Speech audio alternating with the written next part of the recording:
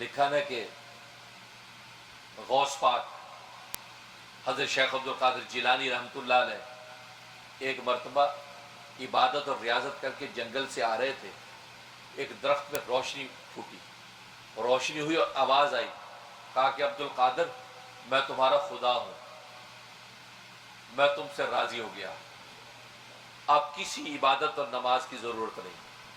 یہ آواز ہے جیسے موسیٰ علیہ السلام کو درخت میں روشنی نظر آئی تھی اور آپ وہاں پہنچے تو اللہ تبارک و تعالی نے کلام کیا اور آپ کو نبوت ملی۔ اب یہاں درخت میں روشنی پھوٹی اور آواز آئی، عبد القادر ہم تم سے راضی ہو گیا، اب تیری نماز روزے کی کوئی ضرورت نہیں ہے۔ اب اگر میرے تیرے جیسا کوئی ہوتا کہ ہاں یار واقعی میں نے کی تو عبادت بہت ہے، کیا پتہ اللہ میاں کو ترس آ گیا ہو کہ میاں اب عبادت کی ضرورت نہیں ہے، اب تیرا بیڑا پار ہے۔ لیکن چونکہ قوت نظری کامل تھی، صرف عملی نہیں تھا، قوت نظری کامل تھی، علم پورا مکمل تھا، تو فوراً سوچا یار نماز تو نبیوں کو معاف نہیں ہوئی، نبی کریم صلی اللہ علیہ وسلم آخری نماز پاؤں گھسٹتے ہوئے صحابہ لا رہے ہیں، آپ کے پاؤں زمین پر یوں گھسٹ رہے تھے، چل نہیں پا رہے تھے، آپ اسی حالت میں مصلی پر آئے، نماز اس حالت میں آپ نے پڑھی، تو نبیوں کو مرتے دم تک معاف نہیں ہوئی۔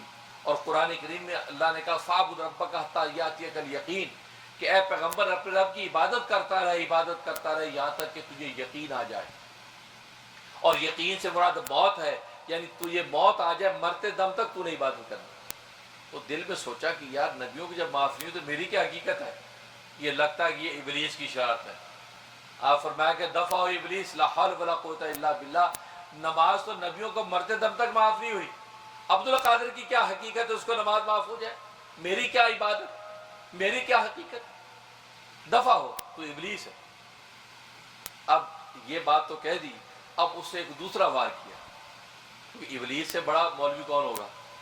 سب سے بڑا علامہ ہے، سب سے بڑے علم اس کے پاس۔ اسے حضرت حکیم الامت مجدد ملت مولانا اشرف علی تھانوی رحمہ اللہ تعالیٰ فرماتے ہیں کہ اس کے پاس 4 عین تھے، 4 عین۔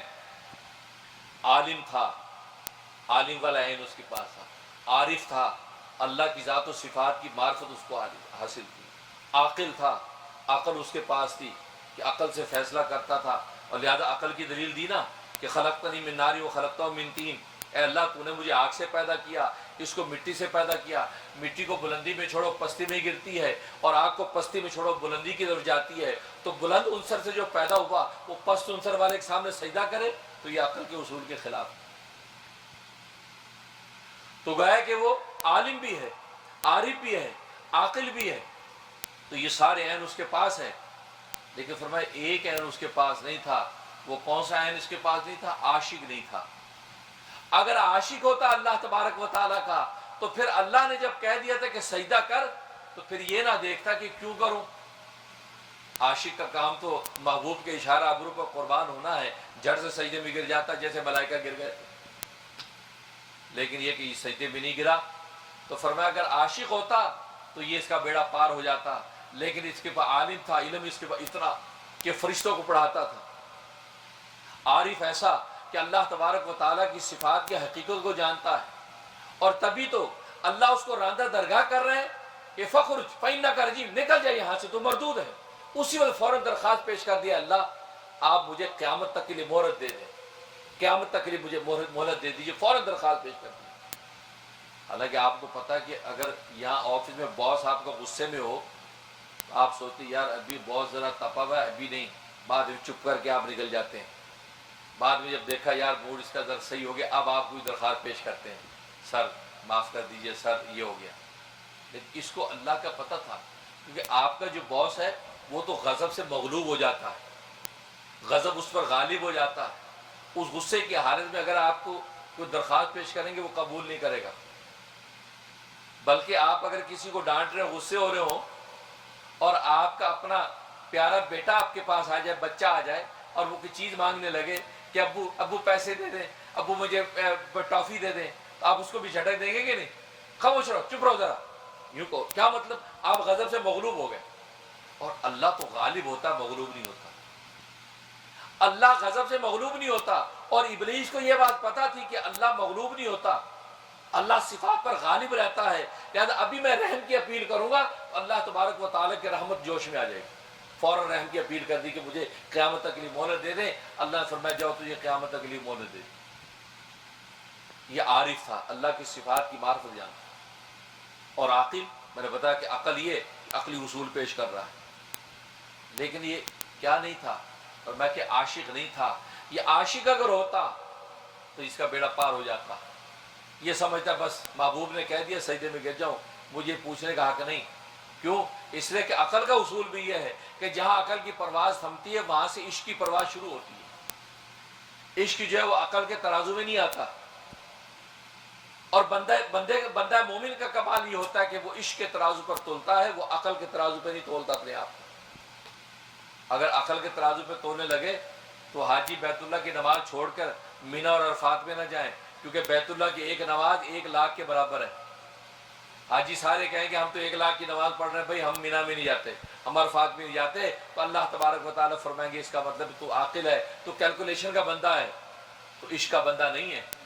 تو کیلکولیشن کر کے بیٹھا کہ 1,00,000 کی نماز، لیکن تو میرے اشارے کو دیکھ، جو 1,00,000 کی نماز کا اجر دے رہا ہے وہ تجھے کہہ رہا ہے کہ میدان عرفات میں جا، وہ تجھے کہہ رہا ہے میدان مینا میں جا، وہ تجھے کہہ رہا ہے مزدلفہ کے چکر کاٹ، تو اس کی سنتا نہیں، اس کا مطلب ہے کہ تیرے پاس عقل بھی نہیں ہے۔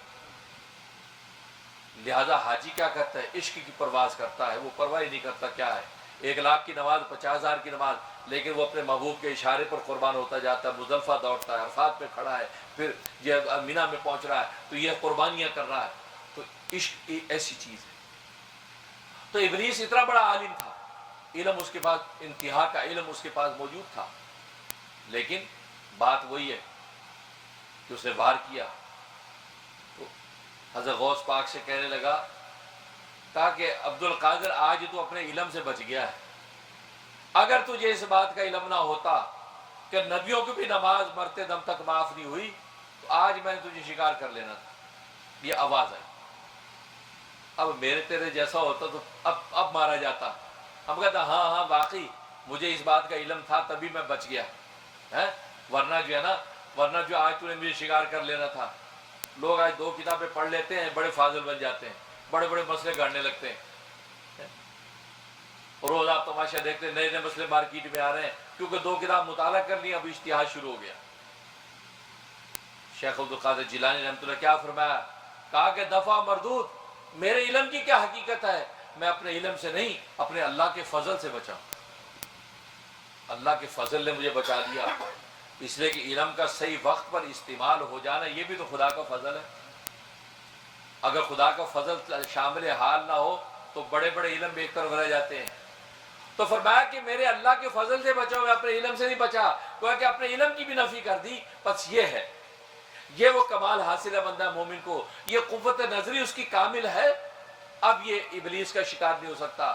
اس لیے یہ دونوں قوتیں جو یہ 2 پر ہیں، یہ 2 پر ہیں انسان کے، یہ پرندہ اڑ جاتا ہے، شیطان اس پر حملہ کرو، شیطان اس کو شکار نہیں کر سکتا۔